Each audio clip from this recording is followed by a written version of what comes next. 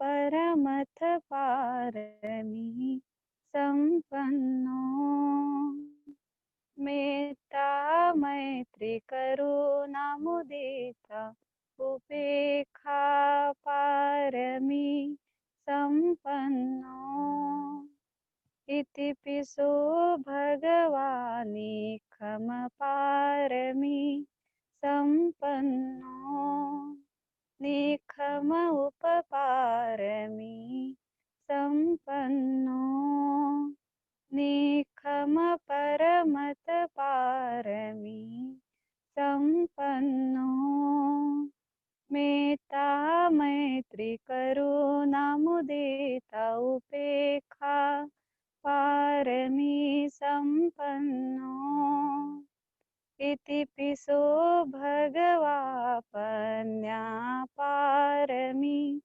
संपन्नो पन्या उपपारमी संपन्नो पन्या परमथ पारमी संपन्नो मेत्ता मैत्री करुणा मुदिता उपेक्षा पारमी संपन्नो इतिपिसो भगवा वीर्य पारमी संपन्नो वीर्य उपपारमी संपन्नो वीर्य परमथ पारमी संपन्नो मेत्ता मैत्री करुणा मुदिता उपेक्षा पारमी संपन्नो इतिपिसो भगवा कान्ति पारमी संपन्नो कान्ति उपपारमी संपन्नो कान्ति परमथ पारमी संपन्नो मेत्ता मैत्री करुणा मुदिता उपेक्षा पारमी संपन्नो इतिपिसो भगवा सच्च पारमी संपन्नो सच्च उपपारमी संपन्नो सच्च परमथ पारमी संपन्नो मेत्ता मैत्री करुणा मुदिता उपेक्षा पारमी संपन्नो इतिपिसो भगवाधिष्ठान पारमी संपन्नो अधिष्ठान उपपारमी संपन्नो अधिष्ठान परमथ पारमी संपन्नो मेत्ता मैत्री करुणा मुदिता उपेक्षा पारमी संपन्नो इतिपिसो भगवा मेत्ता पारमी संपन्नो मेत्ता उपपारमी संपन्नो मेत्ता परमथ पारमी संपन्नो मेत्ता मैत्री करुणा मुदिता उपेक्षा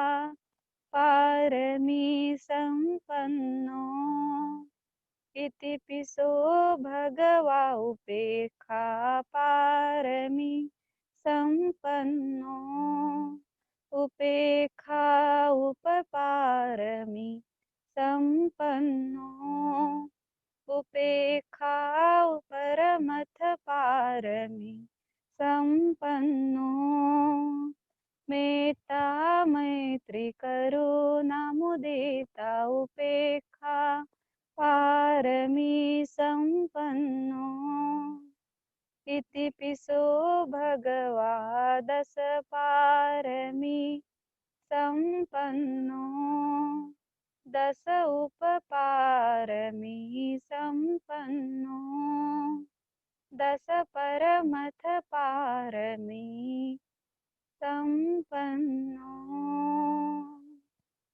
साधु साधु साधु साधु साधु। साधु।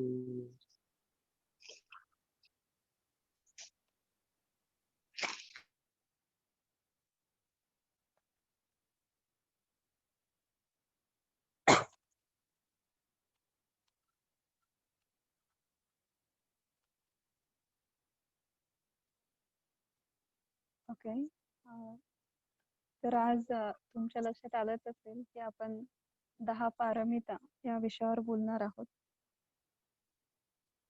सर्वांना माहिती आहे की 10 पारमिता जनरली नावं सर्वांना माहिती असतील, जसं की दान आहे, शील आहे, वीर्य आहे, निक्कम आहे, नैष्कर्म, खांती आहे, उपेक्षा आहे, मैत्री आहे, अशा एकूण 10 पारमिता आहेत.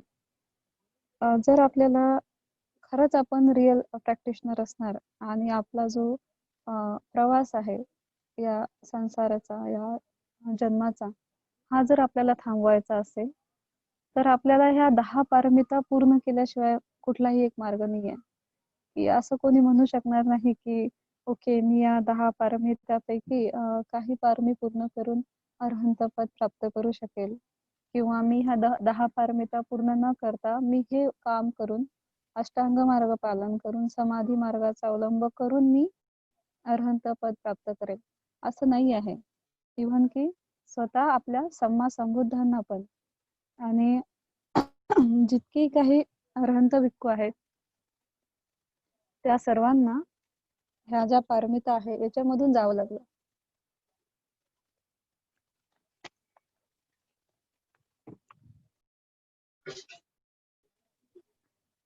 तर आपल्याला पण आपण उपासक जीवनामध्ये असूयात किंवा आपण कधी भिक्खू भिक्खुनी जीवनामध्ये असणार, तर ह्या 10 पारमिता आपल्याला पूर्णत्वास न्याव्याच लागेल, त्याशिवाय मार्ग नाही आहे. मग अशा कुठल्या पारमिता आहेत 10 पारमिता, त्या डिटेल्स मध्ये आज आपण इथे बघणार आहोत. जसं पहिली पारमी आहे की दान पारमी आहे, फर्स्ट आहे ना. तर दान म्हणजे नेमकं काय की जनरली आपण म्हणतोय की धम्मदान असा शब्द प्रचलित आहे आपल्या इकडे इंडियामध्ये. काहीही जेव्हा आपण विहारासाठी ऍक्ट करतो, काही कृत्य करतो, याला आपण धम्मदान म्हणून संबोधतो. ऍक्च्युली हे धम्मदानच नाही आहे. जे आपण विहारामध्ये काही फिजिकली ऍक्टिव्हिटी करून, म्हणजे आपण कर्म करून जे दान करतो, किंवा काही वस्तूंच्या स्वरूपामध्ये दान करतो, किंवा आपण पैशांच्या स्वरूपामध्ये दान करतो, या दानाचे काही विशेष वेगळे प्रकार आहेत. तर नेमकं दान म्हणजे काय, प्रत्येक दानाला आपण धम्मदान म्हणू शकत नाही. तर दान म्हणजे काय की कुठल्याही फळाची अपेक्षा न करता केलेलं कर्म, याला आपण दान म्हणतो. जनरली आपण जेव्हा काही कुशल कर्म करणार, सपोज काही लोक कुशल कर्म करत असतील आणि त्याच्या मोबदल्यामध्ये जर असा विचार करत असतील की याच्या बदल्यामध्ये मला हे मिळायला पाहिजे, याच्या मोबदल्यामध्ये मला हे प्राप्त व्हायला पाहिजे, तर ते दान असू शकत नाही. तो आपला लोभ झाला, तो आपला मोह झाला, ती आपली इच्छा झाली.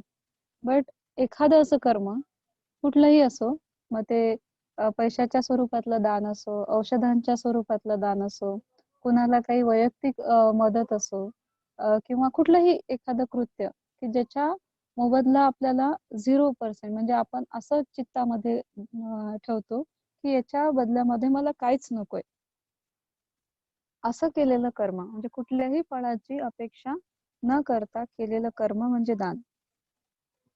मग त्याच्यामध्ये भगवंतांनी 3 प्रकारचे दान सांगितलेले आहे. एक असतं अहिंसा दान, एक असतं अभयदान आणि एक असतं धम्मदान. तर अभयदान म्हणजे काय की दुसऱ्यांचा जीव वाचवणे. जसं काही आपण मराठीमध्ये वाक्प्रचार आहे अभयदान, असा अभय देणे म्हणजेच काय की जीव वाचवणे. हे एक प्रकारचं सगळ्यात मोठं दान आहे. की एखादा रोगी व्यक्ती असेल, तो औषधांच्या अभावी त्याचा मृत्यू होत असेल, तर आपण त्याला औषधांचं दान देऊन त्याचा जीव वाचवू शकतो. एखाद्या ठिकाणी आपण अपघात झालेला बघतो, जनरली लोक तिथनं पळून जातात. तर आपल्याला जर आपण जर तिथे असू, तर आपण जर त्या व्यक्तीला हॉस्पिटल पर्यंत घेऊन जाऊ शकलो आणि जर त्या व्यक्तीचा जीव वाचला, तर ते आपलं अभयदान झालं.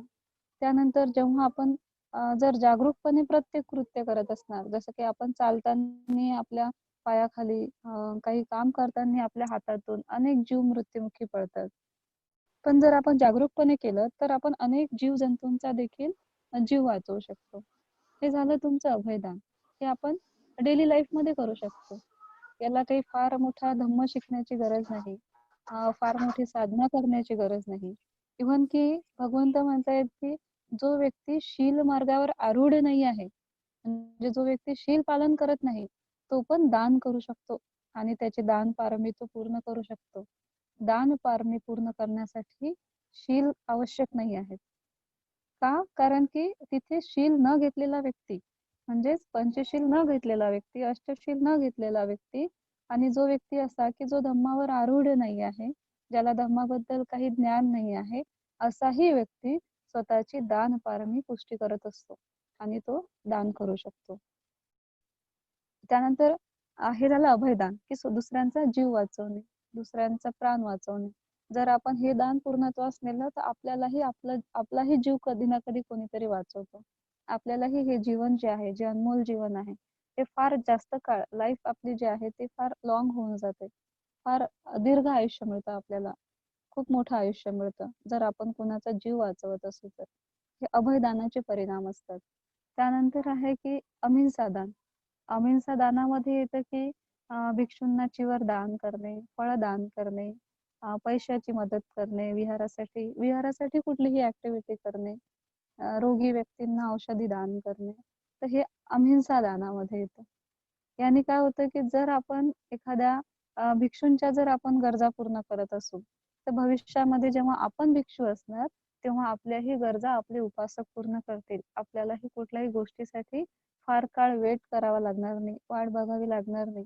आणि जनरली आपण जेव्हा सर्वसामान्य आयुष्यामध्ये असू, जर व्यक्ती भिक्खूंना औषधी दान करत असेल, एखाद्या रोगी व्यक्तीला आजारातून मुक्त करण्यासाठी प्रयत्न करत असेल, तर जेव्हा आपण आजारीच नाही पडणार फर्स्टली तर, आणि आपलं प्रोटेक्शन होईल, प्रत्येक रोगापासून आपण सुरक्षित बाहेर पडणार, रोगामधून आपण वाचणार, रोग आपल्यावर अटॅक करतील नाही.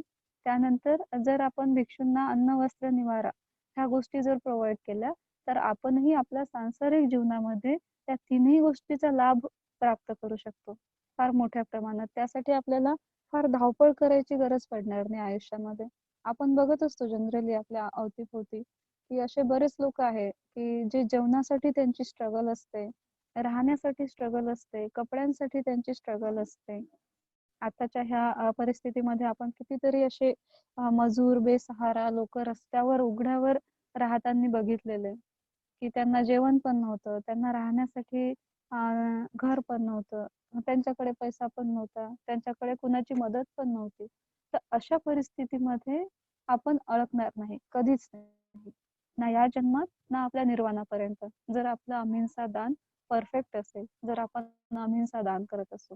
तर ह्या दानामध्ये जसं सांगितलंय मी की भिक्षूंना चिवर दान करणे, वस्त्र दान करणे, नंतर त्यांच्या गरजेच्या वस्तू दान करणे, फळे दान करणे, अन्न दान करणे म्हणजेच भोजन दान करणे, औषधा दान करणे, कुठलीही वस्तू विहारांसाठी दान करणे आणि एखाद्या गरजू व्यक्तींसाठी मदत करणे, हे अहिंसा दानामध्ये येतं. त्यानंतर येतं की सगळ्यात मोठं दान, भगवंत म्हणतायत की धम्मदानं सब्बदानं जिनाती. त्यानंतर तिसरं दान ज्याला म्हटलेलं आहे की धम्मदान. धम्मदान म्हणजेच काय, की जे आपण म्हणतोय की कुणाला विहार, सपोज आपण काही पावती फाडली, काही डोनेट केले पैसे वगैरे विहाराला, तर आपण जनरली म्हणतोय की मी धम्मदान केलं. ऍक्च्युली ते धम्मदानामध्ये येत नाही, ते अहिंसा दानामध्ये येतं. पण जेव्हा आपण इतरांना धम्म शिकवतो, तर त्याला म्हणतात धम्मदान. म्हणजेच बुद्धांची शिकवण जशीच्या तशी इतरांपर्यंत पोहोचवणे, इतरांना शिकवणे, त्याला आपण धम्मदान म्हणतो. तर हे सगळ्यात मोठं दान आहे असं भगवंत म्हणतात. की जसं आता भिक्षू लोक आहेत, ते ना कुणाला औषधांचं दान सपोज करू शकत नाही, पैशांचं दान करू शकत नाही, भोजन दान करू शकत नाही, पण तरी देखील त्यांचं दान श्रेष्ठ असतं आपल्यापेक्षा. का? कारण की ते भगवंतांचा धम्म आपल्याला शिकवत असतात. म्हणून ते दानाची सर्वोच्च पायरी गाठत असतात. म्हणूनच भगवंतांनी म्हटलेलं आहे की धम्मदानं सब्बदानं जिनाती. सर्व दानामध्ये जर कुठलं दान श्रेष्ठ असेल तर ते धम्मदान आहे. तर का धम्मदान सर्व सर्व दानामध्ये श्रेष्ठ आहे? की जसं आपण बघितलंय की अभयदान आहे, की कुणाचा तरी जीव वाचवणे. ठीक आहे, आपण त्या व्यक्तीचा जीव वाचवणार कुठपर्यंत? जोपर्यंत त्याचं मृत्यूचं कर्मफळ येत नाही, म्हणजे जोपर्यंत तो मरणार नाही तोपर्यंत तो त्या जीवनाचा आस्वाद घेऊ शकेल. त्यानंतर आपण एखाद्या व्यक्तीला जर आपण भिक्खूंना सपोज व्यक्तींना आपण पैशाची मदत केली, आपण फळ दान दिले, औषधी दान दिलं, अन्न दान दिलं, वस्त्र दान दिलं, निवारा दान दिला, राहण्यासाठी जागा दान दिली, तर ह्या दानाचा उपयोग तो व्यक्ती कुठपर्यंत करू शकेल? जोपर्यंत तो जिवंत आहे. परंतु ज्या दिवशी तो मरण पावणार त्या दिवशी ते दान तो आपल्या सोबत घेऊन जाऊ शकतो का? नाही घेऊन जाऊ शकत. मृत्यूनंतर म्हणजे त्या व्यक्तीच्या मृत्यूनंतर आपण दिलेलं जे दान आहे ते नष्ट होऊन जातं. परंतु जर आपण कुणाला धम्म शिकवत असणार तर हे जे धम्मदान आहे, हे जे बुद्धांची शिकवण आहे, हे त्याच्या चित्तामध्ये सेव्ह होऊन जाते, त्याच्या मनामध्ये सेव्ह होऊन जाते. आणि मन काय करत असतं? पुन्हा पुन्हा पुन्हा पुन्हा या भावचक्रामध्ये उत्पन्न होते. म्हणजेच त्याच्या निर्वाणापर्यंत आपलं जे बुद्धांची शिकवण आहे त्याच्या चित्तामध्ये सेव्ह होते, त्याच्या मनामध्ये सेव्ह होते. आणि त्या धम्मदानाचा उपयोग तो व्यक्ती त्याच्या निर्वाणापर्यंत करू शकतो. तर बघा हे दान किती श्रेष्ठ आहे. म्हणून आपल्याला जितकाही धम्म माहिती असेल, एखादी लाईन जर आपण शिकत असू, एखादी प्रॅक्टिस आपण धम्माची शिकत असणार, ध्यान शिकत असणार, तर हे इतरांना शिकवणे हे सर्वात मोठं दान आहे. या दानाची बरोबरी कधीच कोणी करू शकत नाही. इतकं श्रेष्ठ दान आहे आणि ते आपल्याला आपल्या निर्वाणापर्यंत सरळ घेऊन जाते. इतकं श्रेष्ठ आहे धम्मदान. तर या 3 प्रकारे आपण काय करू शकतो? दान करू शकतो. तर त्यासाठी फार मोठा, मी सांगितल्याप्रमाणे की फार मोठा धम्म माहिती असणे गरजेचं नाही. छोट्या छोट्या गोष्टीमधून आपण ही डेलीची प्रॅक्टिस करायची. याने काय होणार आहे? आपल्यामध्ये लोभ कमी होतो ऑटोमॅटिकली. एक दिवस जर आपल्याला माहिती आहे की आपला शेवटचा मार्ग जो आहे तो त्यागच आहे. चाहे या जन्मात असो, पुढच्या जन्मात असो, 1000 जन्मामध्ये असो, 1000 कल्पानंतर असो, पण एक ना एक दिवस आपल्याला हे सर्व सोडावंच लागेल. जर हे आपल्याला आज माहिती आहे तर ह्याची प्रॅक्टिस आपण हळूवार आता सुरू करायला पाहिजे. रोजच्या लाईफमध्ये डोनेशन झालं पाहिजे.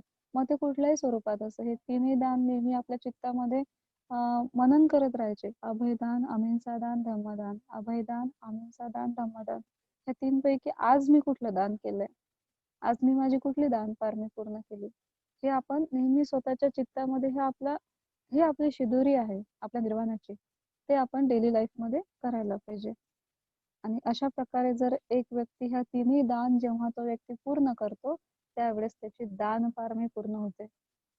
आपण बुद्ध काळापासून बघितलेलं आहे की बुद्धांनी स्वतःचा जो धम्म आहे तो धम्म बुद्धांनी सांगितलेलं आहे की माझा जो संघ आहे, माझा जो धम्म आहे, माझं जे शासन आहे बुद्ध शासन, हे दानावर जिवंत असेल भविष्यामध्ये. धम्म तर आहेच, संघही आहे आणि धम्म आहेत म्हणजे बुद्ध आहे. बट या धम्माला जर कशाचा म्हणजे आर्थिक आधार जो पाहिजे राहील तर तो दानावर असेल. नाही कुणा एका व्यक्तीवर माझा धम्म जिवंत राहणार नाही. म्हणून भगवंतांनी भिक्षूंच्या हातामध्ये भिक्षा पात्र दिलं. का? कारण भगवंतांना माहिती होतं की जर एखादा व्यक्ती किंवा भिक्खू संघ, आपण जर एखादा संकल्प केला की मी माझ्या पूर्ण आयुष्यामध्ये भिक्खू संघाला भोजन दान करेल, माझ्या एरियामध्ये जे भिक्खू आहेत, असा प्रत्येकाने सपोज संकल्प केला, परंतु असा संकल्प जोपर्यंत आपण जिवंत आहोत तोपर्यंतच आपण पूर्ण करू शकतो. परंतु भिक्खू संघ तर आपल्या मृत्यूनंतरही राहणार आहे. तेच भिक्खू नाही पण कुठलाही भिक्खू संघ तर म्हणजे त्रिकाला बाधित आहे, म्हणजे तिन्ही काळामध्ये संघ जिवंत राहणार आहे. तर संघाच्या ज्या गरजेच्या वस्तू आहेत त्या दानावर पूर्ण होतील. म्हणून भगवंतांनी धम्मामध्ये दानाला पहिली पायरी म्हटलेलं आहे. पारमितेमध्ये देखील पहिली पायरी काय आहे? दान आहे. हे जर आपला संघ धम्म जर आपल्याला आपल्या परिसरामध्ये, या पूर्ण वर्ल्डमध्ये, या पूर्ण जगामध्ये जिवंत ठेवायचा असेल तर हे आपण फक्त दानावर जिवंत ठेवू शकतो. कुठलाही एक व्यक्ती एक व्यक्ती ह्या धम्माला, या संघाला स्वतःच्या बलबुत्यावर जिवंत ठेवू शकत नाही, अजरामर करू शकत नाही. कारण की आपण जोपर्यंत जिवंत आहे तोपर्यंतच आपण त्यांची मदत करू शकणार. पण जर सर्वांच्या चित्तामध्ये दानाबद्दल जर भावना उत्पन्न झाली तर संघाला कधीच कशाची कमी पडणार नाही. बुद्ध शासनाला कधीच कशाची कमी पडणार नाही. आज भारतामध्ये जी धम्माची स्थिती आहे ती म्हणजे धम्माची प्रचार प्रसाराची स्थिती आहे ही फार कमी झालेली. का? कारण की लोकांच्या चित्तामधली जे दानाची भावना आहे ती कमी झाली आहे सध्या. प्रत्येक जण लोभाच्या मोहपाशामध्ये अडकलेला आहे. प्रत्येक जण स्वतःचा, आपल्या फॅमिलीचा आणि त्यानंतर आपल्या फॅमिलीचा विचार करतो आणि त्याच्यामध्ये जीवन जगतो. कधीच आपल्या चित्तामध्ये हा विचार उत्पन्न होत नाही की जोपर्यंत मी जिवंत आहे तोपर्यंत बुद्ध शासन कसं प्रबळ राहील, बुद्ध शासन कसं मजबूत बनेल. कारण की माझ्या मृत्यूनंतर मी तर बुद्ध शासनासाठी काही करू शकणार नाही. कारण आपल्याला माहिती नाहीये की मृत्यूनंतर आपला जन्म कुठे होणार आहे, आपलं चित्त कुठे उत्पन्न होणार आहे. म्हणून या जन्मामध्ये जितकंही शक्य असेल तितकं आपण बुद्ध शासनाला प्रबळ बनवण्यासाठी मदत केली पाहिजे. ते छोटी का असो, जरुरी नाही आहे की फार मोठी मदत करायची. जसं बाबासाहेबांनी सांगितलं होतं किंवा तुमच्या कमाईच्या 20% म्हणजे 20वा हिस्सा, तुमच्या कमाईचा 20वा हिस्सा तुम्ही दानामध्ये दिला पाहिजे. आज जर आपण सपोज जर आपण रोजचा 10-20 रुपये जरी सर्वसाधारण जर संघासाठी राखीव ठेवले आपल्या कमाईमधले तर आपण या बुद्ध शासनाची फार मोठी मदत करू शकतो भारतामध्ये. तर अशा प्रकारे आपल्याला ही दान पारणी पूर्ण करायची आहे. दानाचे अतिशय मोठे मोठे उदाहरण आपण बुद्ध काळापासून बघत आलेलो आहोत. इव्हन की स्वतः भगवंतांना देखील राजा बिंबिसारांनी जेव्हा भोजन दान ऑफर केलं होतं, पहिलं दान दिलं होतं, तर तेव्हा हे राजा बिंबिसार आणि बिंबिसार आणि त्यांचे वडील शुद्धोधन हे भगवंतांचे वडील सिद्धार्थ गौतमांचे वडील हे फार चांगले मित्र होते.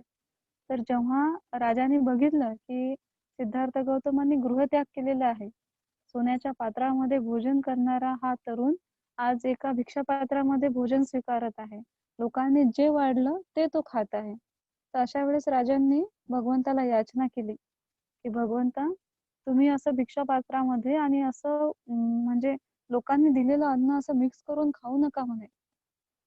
तुम्ही, तुमचा संघ आणि तुम्हाला मी तुमच्या मरुस्तर भोजनदान ऑफर करतो, भोजनदान देतो. तुमच्या सगळ्या गरजा मी एकटा पूर्ण करतो म्हणे. तरी पण तुम्ही या भिक्षापात्रामधलं भोजनदान त्यागून माझं भोजनदान जीवनभरासाठी स्वीकार करा. त्यावेळेस भगवंतांनी त्या राजाला फार सुंदर उत्तर दिलं होतं की हे राजा, तुम्ही हे माझं भिक्षापात्रच माझ्या भिक्खूंचं उद्याचं भोजनदान आहे म्हणून. कारण की जोपर्यंत तुम्ही जिवंत आहात तोपर्यंतच तुम्ही माझ्या संघाला भोजनदान देऊ शकणार. पण तुमच्या मृत्यूनंतरही माझा संघ तेवढ्याच म्हणजे याच्या 10 पटीनं वाढणार. माझा संघ जिवंत राहील आणि माझा संघ कुठल्याही एका व्यक्तीच्या भोजनदानावर कधीच जिवंत राहू शकणार नाही. त्यासाठी माझ्या भिक्खूंचं भोजनदान म्हणजे त्यांचं भिक्षापात्र आहे. भिक्षापात्र जर भिक्खूंच्या हातामध्ये असेल तर ते कुठेही कधीही चारिका करून भोजन स्वीकारू शकतात, भोजन घेऊ शकतात, स्वतःची म्हणजे भूक भागवू शकतात, है ना. तर त्यानंतर अनाथ पिंडकांचं उदाहरण आहे. अनाथ पिंडकांनी स्वतःच्या मृत्यूपर्यंत भगवंतांना दान देत गेलंय. तर एक दिवस असा आला होता अनाथ पिंडकांचा की जेव्हा ते वृद्धपकाळामध्ये म्हणजे त्यांचा मृत्यूचा वेळ जेव्हा आला त्या क्षणी त्यांच्याकडे 1 रुपयाची पण संपत्ती नव्हती. पूर्णच्या पूर्ण संपत्ती त्यांनी भगवंताला दान दिली होती, भिक्खू संघाला दान दिली होती. नेहमी ते कंटिन्यू कन्स्ट्रक्ट करत असत, जिथे जिथे भगवंत राहण्याची इच्छा व्यक्त करत वर्षवासासाठी, तेव्हा हजारो भिक्खूंची राहण्याची, जेवणाची, त्यांच्या चिवरची, त्यांच्या औषधांची सर्वच्या सर्व व्यवस्था अनाथ पिंडक करत असत. तर त्यांच्या मृत्यूच्या वेळेस असं झालं होतं की त्यांच्याकडे काहीच पैसे नव्हते, काही संपत्ती नव्हती. तर अशा वेळेस अनाथ पिंडक काय करायचे की एक दोन्ही हातामध्ये माती घ्यायचे आणि जिथे भगवंत राहत असत त्या वनामध्ये जाऊन भगवंताला वंदन करायचे आणि ते हातामधली माती तिथल्या त्या जंगलामधल्या झाडांना टाकत असत. तर लोक हसायचे अनाथपिंडकावर की अनाथपिंडक पागल झाला म्हणे. वृद्धापकाळामध्ये अनाथपिंडक पागल झाला. काय की याच्याकडची सर्व संपत्ती गेली म्हणे आता. यांनी सगळं संघाला आणि भगवंताला दान देऊन टाकलं. आता याच्याकडे काहीच संपत्ती नसल्या कारणामुळे हा पागल झाला म्हणे आणि रोज भगवंताकडे जातो आणि हातामध्ये माती घेऊन जातो म्हणे भगवंताला दान म्हणून. हे काही दान झालं का म्हणे? लोक भगवंतासाठी काय काय दानामध्ये आणतात आणि अनाथपिंडक भगवंतासाठी माती घेऊन जातो दानामध्ये. तर हे चर्चा जी आहे अनाथपिंडकांची ही भगवंतांपर्यंत येते. त्यावेळेस भगवंत एका धम्मदेशनेमध्ये सर्वांना उपदेशून सांगतात की आजच्या काळामध्ये बुद्ध शासनासाठी सर्वात मोठं जे दान आहे ते अनाथपिंडकांचं आहे. त्यावेळेस सगळे आश्चर्यचकित होऊन बघतात की अनाथपिंडकांचं दान कसं काय श्रेष्ठ असू शकतं. तर भगवंत म्हणतायत की आजपर्यंत तर त्यांनी भिक्खू संघासाठी जीवन समर्पित केलंच. स्वतःची पूर्णच्या पूर्ण संपत्ती संघाला दान केली आणि आता मृत्यूच्या क्षणी जेव्हा त्यांच्याकडे काहीच नाही तर त्यावेळेस ते दोन्ही हातामध्ये माती आणतात आणि जिथे भगवंत वास करतात त्या ठिकाणी ते जे छोटे छोटे फळांचे रोपटे लागलेले आहेत त्या बुंध्याशी ते माती टाकतात. त्याच्या मागे काय कारण आहे? त्याच्या मागे हे कारण आहे की हे जे फळांचे छोटे छोटे रोपटे आहे, आज त्या अनाथपिंडकांच्या माती टाकल्यामुळे त्याचे ज्या मुळा आहेत त्या मजबूत होत आहेत. त्याला आधार मिळतोय आणि उद्या ते रोपटे वाढतील, त्याचं वृक्षामध्ये परिवर्तन होईल आणि नंतर मग त्याला जितकी फळं येतील त्या प्रत्येक फळाच्या बीज मध्ये अनाथपिंडकांचं दान असेल. त्याच्या चित्ताची किती मोठी कुशलता आहे म्हणे की त्याच्या चित्तामध्ये किती मोठा विचार उत्पन्न झालेला की माझं दान कुठपर्यंत असेल. तर अजूनही जिथे जिथे भगवंतांचं वास्तव्य होतं 2500 वर्षापूर्वी त्या ठिकाणी जितके काही फळांचे वृक्ष आहे तर असं म्हणतात किंवा अजूनही अनाथपिंडकांचं दान तिथे अजरामर आहे.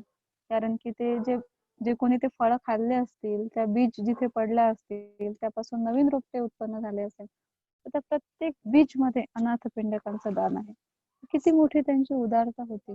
तर अशाच प्रकारे आपल्याही चित्ताची उदारता ठेवून आपण आपली दान पारमी ह्या आयुष्यामध्ये पुष्टी केली पाहिजे. त्याला म्हणतात दान पारमी. त्यानंतर दुसरे आहे की शील पारमिता. शील पारमिता बद्दल सर्वांनाच माहिती आहे मोस्टली आणि या आधीच्या धम्म टॉक मध्ये आपण याच्याबद्दल फार डिटेल्स मध्ये शिकलो होतो. मी सांगितलंही होतं. बट तरी आज काही नवीन लोक जे जॉईन झालेले तर त्यांच्यासाठी थोडक्यामध्ये सांगते की मनुष्य जन्मामध्ये आपल्याला अरहंत होण्यासाठी ही दुसरी पारमी देखील तेवढीच महत्वाची आहे. दान पारमितेनंतर शील पारमी. तर शील म्हणजे काय? हॅबिट, सवयी. ज्या सवयी आहेत आपल्याला रोजच्या जीवनामधल्या सवयी, मग त्या सवयी चांगल्या असो किंवा वाईट असो, त्याला शील असं म्हणतात. शील ह्या पाली शब्दाचा अर्थच असा होतो की हॅबिट, सवय. तर शीलचे दोन प्रकार पडतात. एक असतं कुशलशील आणि अकुशलशील. तर कुशलशील म्हणजे जे काही भगवंतांनी आपल्याला पंचशील सांगितलेले आहे, अष्टशील सांगितलेले आहेत, रसशील सांगितलेले आहे, त्याला आपण कुशलशील असे म्हणतो. आणि या कुशलशीलाच्या विरोधात जितकी काही आपण मानसिक, वाचिक, शारीरिक क्रिया करत असो त्याला अकुशलशील असे म्हणतात. अकुशल धम्मही आपण त्याला म्हणू शकतो. तर जे आपले 10 पारमिता आहेत त्याच्यापैकी जर दुसऱ्या याच्यामध्ये जर आपण जाऊ की शील पारमी, त्याच्यामध्ये मनुष्य जीवनामध्ये आल्यावर कमीत कमी माणसाने या आयुष्यामध्ये पंचशील तरी पालन करायला पाहिजे. रोजच्या आयुष्यामध्ये पंचशील पालन करायला पाहिजे. तर भगवंत म्हणतायत की हे जे पंचशील आहेत, हे जे भगवंतांनी आपल्याला पंचशील दिलेले आहे, तर आपल्या लाईफला आपल्या ह्या जीवनाला मिळालेली ही फार सुंदर संधी आहे की या आयुष्यामध्ये आपण पंचशील पालन करू शकतो. हे ऍक्च्युली निसर्गाकडून भेटलेलं एक दान आहे आपल्याला, ही लाईफ. आणि शील पालन करण्याची एक संधी देणे हे निसर्गाचं दान आहे. बघा निसर्गाने किती मोठं दान केलेलं की आपल्याला अशी संधी उपलब्ध करून दिली की आपण शील पालन करणार. आपण दुसऱ्या योनींमध्ये बघतो, प्राण्यांच्या योनीमध्ये बघतो है ना, की ते शील पालन नाही करू शकत. प्रत्येक योनीमधला आहार वेगळा असतो, त्यांची जीवन जगण्याची शैली वेगळी असते. त्याच्या कारणामुळे त्यांच्याच्याने पंचशील पालन नाही होत. परंतु मनुष्य जन्मच एक असा जन्म आहे की तिथे आपण पंचशील पालन करू शकतो, अष्टशील पालन करू शकतो, दशशील पालन करू शकतो. तर बऱ्याच लोकांचा असं म्हणणं राहतं किंवा या फॅमिली लाईफमध्ये, सांसारिक जीवनामध्ये आपण पंचशील नाही पालन करू शकत. तर ही चुकीची संकल्पना आहे आपली, की आपण पंचशील नाही पालन करू शकत. भगवंतांनी पंचशील हे सांसारिक जीवनासाठीच दिलेले आहेत, की मी हिंसा करणार नाही, मी दिलेली वस्तू न विचारता घेणार नाही, न दिलेली वस्तू कधी स्वीकारणार नाही, म्हणजेच मी चोरी करणार नाही, मी खोटं बोलणार नाही, मी व्यभिचार करणार नाही, मी मादक पदार्थांचं सेवन करणार नाही, बुद्धीला भ्रमित करणाऱ्या कुठल्याही पदार्थाचं मी सेवन करणार नाही. इतके सरळ आणि सोपे पंचशील भगवंतांनी या जीवनासाठी दिलेले आहेत. आणि ते पूर्ण केल्याशिवाय आपली दुसरी शील पारमी देखील पूर्ण होत नाही. एका व्यक्तीला अर्हंत होण्यासाठी शील पारमी परफेक्ट असायला पाहिजे. जर आपल्या शील पारमितेमध्ये थोडीही जरी उणीव राहिली तरी आपल्याला पुन्हा पुन्हा पुन्हा पुन्हा या भवचक्रामध्ये जन्म घ्यावा लागतो, जोपर्यंत आपली शील पारमी परफेक्ट होत नाही. इतकं या शीलाचं महत्व आहे, या शील पालन करण्याचं महत्व आहे. म्हणून प्रत्येकाने एक नेहमी स्वतःसाठी एक रिमाइंडर द्यायचं की ही जी लाईफ आहे, ही लाईफ मला कशासाठी मिळालेली आहे. तर कशासाठी मिळालेली आहे? माझ्या 10 पारमिता पूर्ण करण्यासाठी ही लाईफ मला मिळालेली आहे. आणि त्या मी पूर्ण करेलच. त्यासाठी मी सदैव प्रयत्न करेन. म्हणून रोजच्या जीवनामध्ये जितकं शक्य असेल, जर आपल्याला हॅबिट नाही आहे, आजपर्यंत आपण अकुशल धर्मामध्ये जीवन व्यतीत केलं असेल, परंतु यानंतर मी रोजच्या जीवनामध्ये प्रयत्न करेल की माझ्याच्याने पंचशील पालन होतील. उपवासाच्या दिवशी मी प्रयत्न करेल की मी अष्टशील धारण करेल, मी दशशील धारण करेल. कारण की भिक्खू एक ना एक दिवस मी भिक्खू जीवनामध्ये प्रविष्ट होणार आहे, मी भिक्खू जीवनामध्ये जाणार आहे. आणि त्यावेळेस मात्र मला 227 नियमांचं, आणि भिक्खूनी असेल तर मला 311 नियमांचं पालन करावं लागेल. तेवढे शील मला धारण करावे लागते.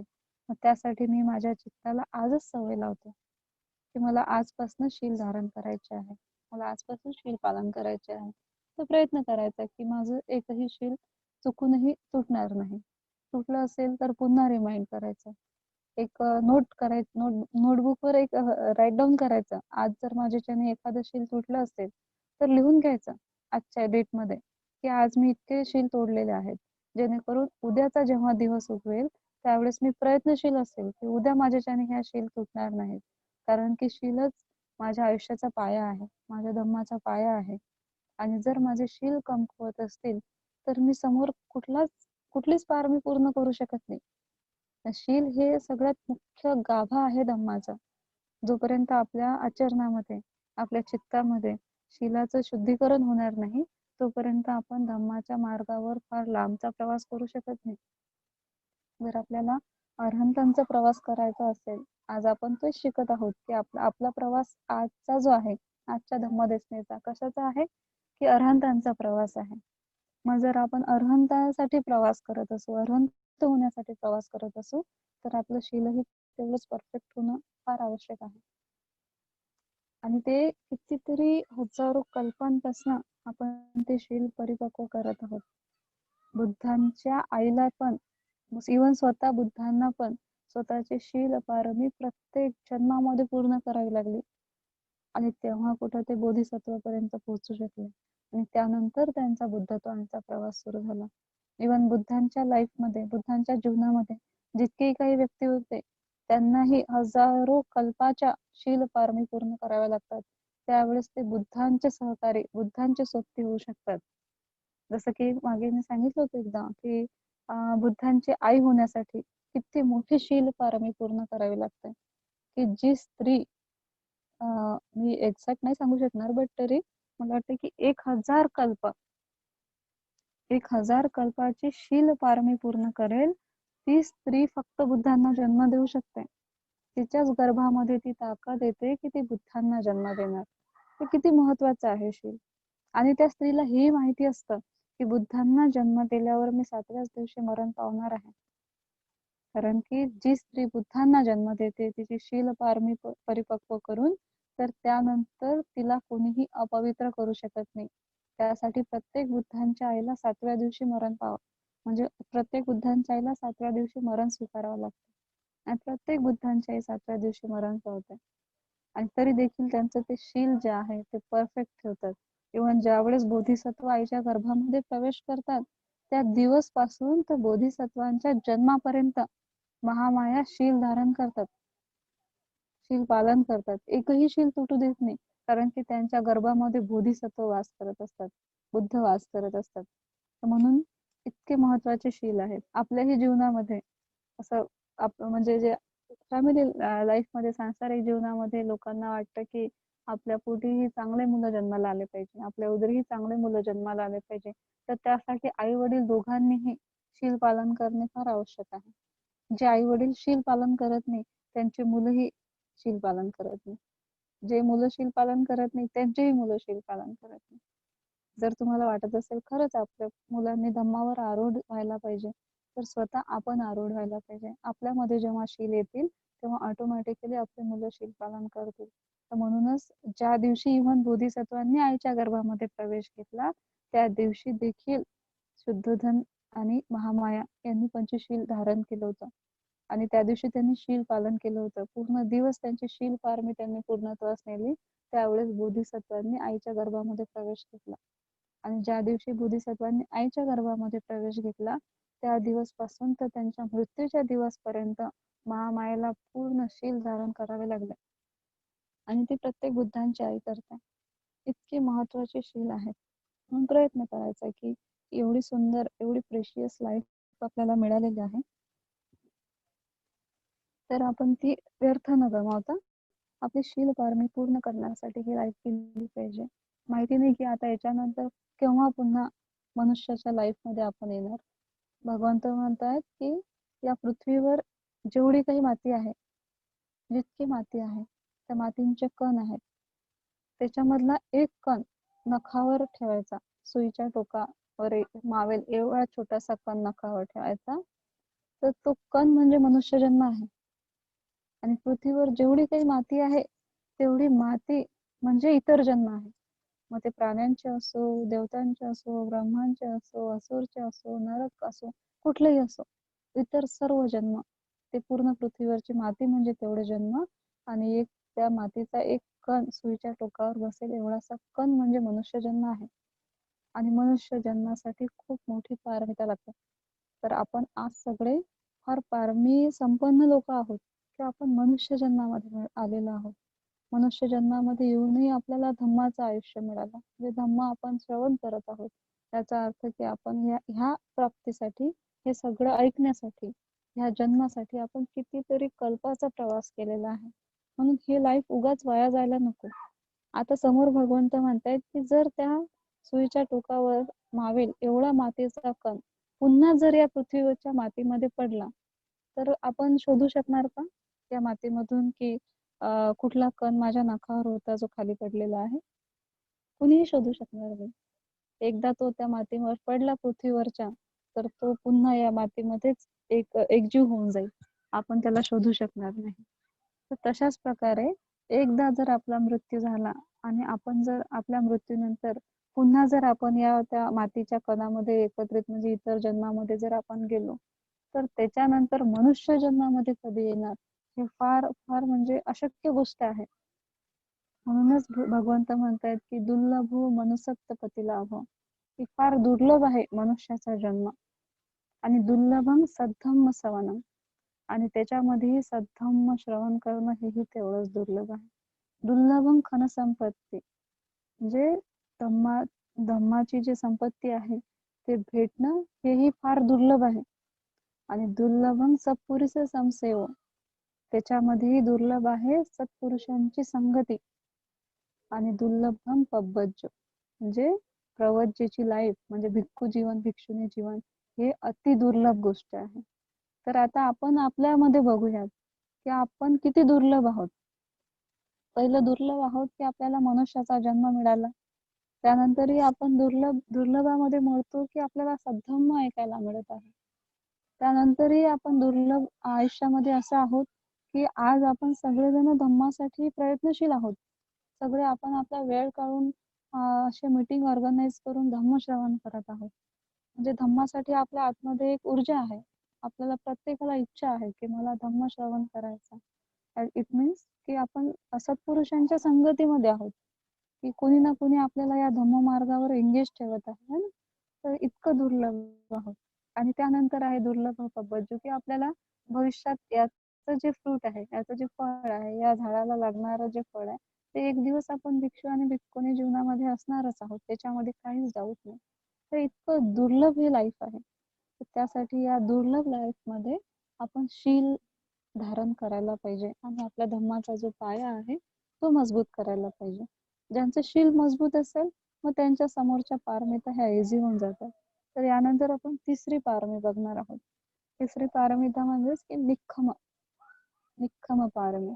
निक्खम म्हणजे त्याग, रिलिंक्विशमेंट. कोणत्याही गोष्टीचा त्याग करणं. जसं सम्मा संकल्प आर्य अष्टांगिक मार्गामध्ये आहे ना एक सम्यक संकल्प आहे. त्याच्यामध्ये 3 संकल्प येतात, की निक्खम संकल्प, अहिंसा संकल्प, अव्यापाद संकल्प. तर त्याच्यामधील हे निक्खम संकल्प म्हणजे आर्य अष्टांगिक मार्गामध्ये देखील या पारमितेला जागा आहे. तिथे देखील भगवंतांनी त्या पारमितेला ठेवलेलं आहे, की किती इम्पॉर्टंट आहे, की निक्खम संकल्प म्हणजे त्याग त्याग करणे कुठल्याही गोष्टीचा. जनरली आपण बघतोय, की भिक्षू-भिक्षुणींची लाईफ असते ना, की त्यांनी सर्वसामान्य आयुष्य त्यागलेलं असते. खूप मोठा त्याग आहे हा. कोणीही करू शकत नाही. म्हणूनच भिक्षू आणि भिक्षुणी हे आपल्यासाठी सदैव आदरणीय असतात, सन्माननीय असतात. संघ जो आहे, भिक्खू संघ जो आहे, तो त्रिकाला बाधित आहे, अकाधिक आहे आणि नेहमीसाठी वंदनीय आहे. का वंदनीय आहे? आपण म्हणतोय, की काही भिक्खू शील धारण करत नाही, काही भिक्खू शील धारण करत नाही. ते चुकीचं काम करतात, चुकीच्या ऍक्टिव्हिटीज करतात. असं आपण नेहमी म्हणत असतो किंवा बघतही असतो वातावरण. तरीही ते आपल्यापेक्षा श्रेष्ठ असतात. का? कारण की त्यांनी चिवर धारण केलेलं असतं. संघाचा एक भाग असते. त्यांनी सर्वसामान्यांची लाईफ त्यागलेली असते. तर म्हणून भिक्खूंसमोर आपण नतमस्तक होतो, नम्र होतो. कारण की त्या भिक्खूंमध्ये आपण संघाला पाहतो. कुणाच्या संघाला पाहतो?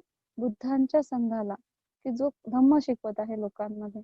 मग ते अपवाद आहेत, की काही भिक्खू धम्मावर स्वतःचा आरूढ नाही आहे आणि लोकांनाही खरा धम्म ते शिकवत नाही आहे. ते अपवाद आहेत. पण तरीही ज्यावेळेस आपण संघाची परिभाषा करतो, संघ डोळ्यासमोर ठेवतो, तर असा संघ असतो, की जो भगवंतांचा पवित्र संघ आहे. ज्याच्यामध्ये एक डाग नाही आहे. स्वतःला त्यांनी सर्व गोष्टीतून, सर्व दुःखातून, सर्व दोषातून मुक्त केलेलं आहे. अशा संघाला आपण वंदन करत असतो. तर ते का त्यांना वंदन करतो? कारण की त्यांनी निक्खम पारमी कंप्लीट केलेली असते. का कंप्लीट केलेली? की त्यांनी फॅमिली लाईफ सोडलेली. मग जेव्हा आपण फॅमिली लाईफमध्ये असतो, सांसारिक जीवनामध्ये असतो, मग तिथे याचा अर्थ असा होत नाही, की आपण ही सांसारिक जीवन त्यागून आपण भिक्षू किंवा भिक्षुणीच झालं पाहिजे. याचा अर्थ असा नाही आहे. तर त्याचा अर्थ असा आहे, की रोजच्या जीवनामध्ये आपण छोट्या-छोट्या गोष्टी त्यागल्या पाहिजे. मग काय त्यागलं पाहिजे? जर आपल्याला काही वाईट सवयी असतील, हॅबिट्स असतील, ते आपण सोडल्या पाहिजे. असं हत्या करण्याची हॅबिट असेल, ती त्यागली पाहिजे. आपल्याला खोटं बोलायची सवय असेल, ते त्यागलं पाहिजे. आपल्याला चोरी करण्याची सवय असेल, ते त्यागली पाहिजे. आपल्याला मादक पदार्थ सेवन करण्याची सवय असेल, ते त्यागलं पाहिजे. आपल्याला आळस असेल, तो त्यागला पाहिजे. आपल्यामध्ये धम्माप्रती ऊर्जा नसेल, ते त्यागलं पाहिजे. आपल्यामध्ये लोभ असेल, तो त्यागला पाहिजे. आपल्यामध्ये मोह असेल, आसक्ती असेल, ते त्यागली पाहिजे. तर रोजच्या जीवनामध्ये छोटा-छोटा त्याग करायचा, की जे गोष्ट सगळ्यात प्रिय आहे, त्याला थोडं दूर करून ठेवायचं. आता सध्याच्या लाईफमध्ये आपल्याला सगळ्यात प्रिय काय आहे? स्वतःची लाईफ तर आहेच आहे, त्याही पेक्षा प्रिय आहे मोबाईल. इथून सुरुवात करायची. कारण मोबाईलशी फार अटॅच आहोत आपण सगळे है ना. तर मग एखाद दिवशी असं करायचं की मी 2 तासासाठी सुरुवातीला 2 तासासाठी मी मोबाईलचा त्याग करेन. 3 तासासाठी मोबाईलचा त्याग करेन. दिवसभरासाठी मोबाईलचा त्याग करेन. म्हणजे म्हणजे जे स्ट्रॉंग हॅबिट आहे आपल्या शरीराची, आपल्या मनाची, ती कंटिन्यू ज्या गोष्टीसोबत आपण एंगेज असतो, त्याच्यामधून आपल्याला काही एक प्राप्त होत नाही, अशा गोष्टी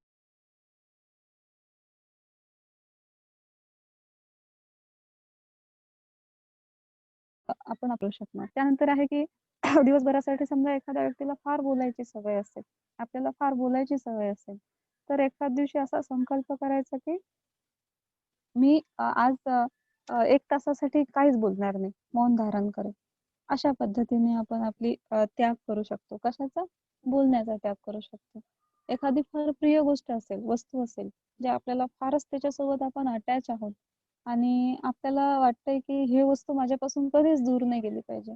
प्रयत्न करायचा की एखाद्याला डोनेट करून टाकायची. म्हणजे आपला जो लोभ आहे, त्या वस्तूबद्दलची जी अटॅचमेंट आहे, ती आपल्याला हळूवारपणे कमी करायची आहे. मग जितका त्रास होईल ते वस्तू जाण्याचा, तो सहन करायचा. आणि एक दिवस असं बघायचं की याच्यापेक्षा मोठी वस्तू मी एक दिवस त्याग करणार आहे. मग असं करत करत आपण एक दिवस अशा श्रेष्ठतेकडे येतो की आपण खूप काही गोष्टी त्यागू शकतो. जसं की भगवंतांनी त्यांचं इतकं मोठं साम्राज्य त्यागलं, आई वडील त्यागले, त्यांचा एवढा मोठा म्हणजे राजवाडा त्यागला, स्वतःची एवढी सुंदर पत्नी त्यागली, स्वतःच्या मुलाचा त्याग केला, सगळ्या गोष्टीचा त्याग केला. ही त्यागाची भावना त्यांची एकदमच उत्पन्न नाही झालेली. की ते लोक म्हणतात की ते बुद्ध होते. ते बुद्ध असेच नाही उत्पन्न झाले. त्यांनी कितीतरी हजारो जन्माचा प्रवास करत करत करत ते बुद्धत्वापर्यंत आले. आणि प्रत्येक जन्मामध्ये भगवंतांनी ती पारमी पूर्ण केलेली आहे. त्यागाची पारमी पूर्ण केलेली आहे. एकदा तर भगवंत बोधिसत्व असतात. तर त्या बोधिसत्व असताना त्यांनी म्हणजे एकदम जन्म होतो त्यांचा. तर त्यांना त्यांचे पूर्ण पास्ट लाईफ आठवते. पास्ट लाईफ आठवते तर ते तेव्हा बघतात की ते 1000 वर्षापर्यंत नरक यातना भोगत होते. 1000 वर्षापर्यंत पूर्ण नरकाच्या यातना भोगत होते. मग त्यांना दिसतं की हे मी का भोगलं आहे? याचं कारण काय? तर त्याचं कारण ते बघतात की ते राजकुमार असताना लोकांना त्या राजकुमार असताना ते युद्ध करतात, लोकांची हत्या करतात. त्यानंतर लोकांना शिक्षा देतात. कारण राजांचं कर्तव्य असते की शिक्षा देणे. कोणी काही गुन्हा जर केला असेल तर. तर त्या शिक्षेच्या परिणामामुळे, त्या वाईट अकुशल कर्मामुळे त्या राजकुमाराच्या जन्मानंतर, त्या राजाच्या जन्मानंतर त्यांना नरकयातना भोगाव्या लागतात. कारण की त्यांनी हेट्रेड, द्वेषातून, रागातून काय केलेलं असते? हत्या केलेली असते, इतरांची अकुशल कर्म केलेलं असते. बोधिसत्वांना समजतं की अरे, मी एक राजकुमार होतो आणि तिथे मी असं अकुशल कर्म केल्यामुळे मला हजारो वर्ष नरकामध्ये यातना सहन कराव्या लागल्या. आता मी पुन्हा माझे जेव्हा कर्म उपभोगून झाले, तेव्हा पुन्हा मी राजकुमार झाले. आणि आताही एक, आणि ते एकुलते एक राजकुमार असतात त्या राजाचे. तर मुलगा असतो. तर तेव्हाही आता मला काय होईल की आताही मला तेच काम करावं लागेल ह्या जन्मामध्ये. तर जन्मतः संकल्प घेतात ते की मी असं दाखवतो या राजाला की मी एक अपंग मुलगा आहे. ना उठू शकत, ना हालू शकत, ना बोलू शकत, ना स्वतः खाऊ शकत, ना काही. असं ते निश्चय करतात. आणि निश्चय केल्यानंतर ते पूर्ण काही गोष्टी त्याग करण्यासाठी तर म्हणजे स्वतःचं जे वैभव आहे, राजवैभव आहे, हे त्याग करण्यासाठी ते असं दाखवतात स्वतःला 16 वर्षापर्यंत ते एकाच ठिकाणी पळून राहतात. मग ते सगळं त्यांचं सगळं ज्या डेलीच्या ऍक्टिव्हिटीज त्या सगळ्या एका ठिकाणी त्यांना भरवावं लागतं. त्यांची लॅट्रिन, बाथरूम सर्व एका ठिकाणी होतं. तर त्याच्यामध्येच पळून राहतात. आणि असं दाखवतात त्या राजाला की ते अपंग आहेत. ते काहीच करू शकत नाही. जसे काही ते मतिमंद मुलं असतात ना, अशा टाईप ते स्वतःला प्रेझेंट करतात राजकुमार राजासमोर. तर प्रेझेंट केल्यानंतर राजा पूर्ण वैद्य आणतो पुन्हा पुन्हा पुन्हा बोधिसत्वांना, म्हणजे त्या राजकुमारला चांगलं करण्यासाठी. पण ते चांगलेच असतात. त्याच्या कारणामुळे कुठलाच औषध त्यांच्यावर कामच करत नाही. असं करत करत ते 16 वर्षाचे होतात. राजा पूर्ण कंटाळून जातो. आणि कंटाळून गेल्यावर राजा एक दिवस असं ठरवतो की आता मी याला दरीत टाकून द्या म्हणे. हा राजकुमार काहीच कामाचा नाहीये. याचं कोण करेल? आणि हा माझं साम्राज्यही सांभाळू शकत नाही. ते एका रथामध्ये त्यांना बसवतात आणि त्या सेनापतीला सांगतात की याला जंगलामध्ये टाकून दे, त्या मुलाला. तर जेव्हा ते रथ घेऊन जातात, त्याच्यामध्ये राजकुमार असतात आणि तो सेनापती असतो एक. तो रथ घेऊन जातो त्या राजकुमारला जंगलामध्ये टाकून देण्यासाठी, दरीमध्ये टाकून देण्यासाठी. रस्त्याने जात असतानाच तो रथ एका चिखलामध्ये फसतो. चिखलामध्ये फसल्यावर तो सेनापती फार प्रयत्न करतो तो रथ काढण्याचा, पण ते चाक एवढं फसतं की ते काही निघत नाही. तेव्हा हे राजकुमार त्या रथाच्या बाहेर निघतात. हे इतके स्ट्रॉंग, इतके बलवान असतात की जस्ट एका हाताने पूर्णच्या पूर्ण रथ उचलून बाजूला ठेवतात. हे दृश्य तर सेनापती बघतो. त्याला वाटतं की ह्या जंगलामध्ये इथे कोणीच नव्हतं. हा व्यक्ती आहे तरी कोण की ज्याने माझा रथ उचललेला एवढा एवढा मोठा रथ उचलून बाजूला इतक्या अलगदपणे उचलून ठेवला. आणि बघतात तर काय की तेच तो मुलगा आहे जो राजकुमार आहे ज्याला फेकण्यासाठी जंगलामध्ये नेत होते. तर त्यांच्यामध्ये इतकं बल कुठून आलेलं. तेव्हा तर सेनापती त्या राजकुमाराला विचारतात की तुम्ही तर अपंग होते, तुम्ही तर हलू पण शकत नव्हते, तुम्ही या 16 वर्षात कधी स्वतःच्या हाताने एक ग्लास पाणी पण नाही पिलेलं, तुम्ही इतका रथ कस काय उचलला? तर तेव्हा राजकुमार उत्तर देतात की मी फार बलवान आहे, मी फार शूर आहे, मला सर्व काही येतं, पण मी माझं आयुष्य म्हणजे धम्मासाठी त्यागलेलं आहे. मला संन्यास आश्रमामध्ये जायचंय. आणि जर मी माझ्या वडिलांना असंच सांगितलं असतं 16 वर्षाचं झाल्यावर किंवा लहानपणी की मला भिक्षू जीवनामध्ये म्हणजे संन्यासी आश्रमामध्ये जायचं आहे, तर त्यांनी मला कधीच होऊ दिलं नसतं. आणि पुन्हा मी राजा बनलो असतो. पुन्हा मी लोकांना त्याच शिक्षा दिल्या असत्या. पुन्हा मी या भवचक्रामध्ये अडकून राहिलो असतो. तर त्यासाठी मी असा संकल्प केला, असा त्याग केला म्हणे, की मी असं दाखवलं की मी अपंग आहे राजाला. आणि म्हणून राजाने हा डिसिजन घेतला की मला टाकून द्यायचा. आता जाऊन तुमच्या राजाला सांगा की तुमचा मुलगा संन्याशी झालेला आहे आणि तो फार शूर आणि फार बलवान आहे. तर इतका मोठा त्याग आहे भगवंतांचा प्रत्येक जन्मामध्ये, एकाच जन्मामध्ये नाही. म्हणून आपणही या लाईफ मध्ये असताना आपणही आपल्या छोट्या छोट्या ज्या गोष्टी आहेत ते त्यागायला शिकलं पाहिजे. ज्या गोष्टीसोबत आपल्याला फार अटॅचमेंट आहे, फार लोभ आहे, मोह आहे, की त्याच्याशिवाय आपण राहू शकत नाही, त्या गोष्टी आपण रोजच्या लाईफ मध्ये त्यागायला सुरुवात केली पाहिजे. याने आपली दान पारमी पण पूर्ण होईल, आपली शील पारमी पण पूर्ण होईल आणि आपली त्याग पारमी म्हणजे निखम पारमी देखील पूर्ण होईल. त्यानंतर येते की प्रज्ञा. तर प्रज्ञा काय आहे की विस्डम ज्याला आपण म्हणतो. तर काय होतं प्रज्ञा म्हणजे? लांब होतंय का एक्सप्लेनेशन सर्वांसाठी? ओके आहे ना?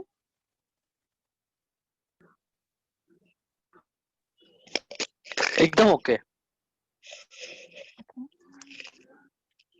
हे चौथी कॅरी ऑन करा तुम्ही. पारमिता, चौथी पारमिता आहे की प्रज्ञा. तर प्रज्ञा म्हणजे काय?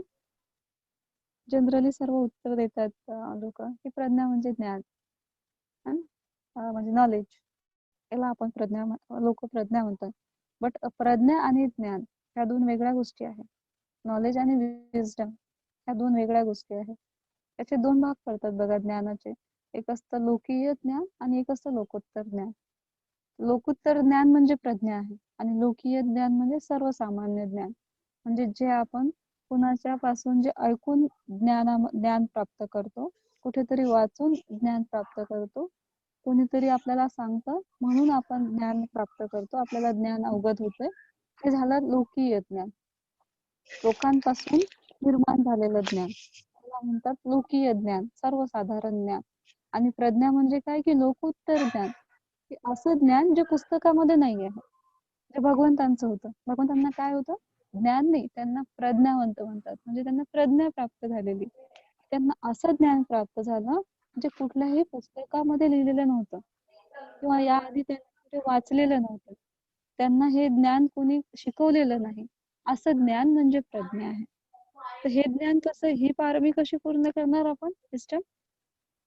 रिअलाइज करून ज्या काही गोष्टी आहेत त्या गोष्टींना ऍज इट इज पाहणे, ऍक्च्युअल स्थितीमध्ये पाहणे आणि आपली प्रज्ञा जागृत करणे. कुठल्याही गोष्टीला एक्झामिन करायचं आणि त्या माध्यमातून म्हणजे कशाचं हे मग एक्झामिन करण्याची जे ऊर्जा आहे ती कुठून प्राप्त होईल? हे आपण तेव्हा करू शकणार जेव्हा आपण ध्यान करणार.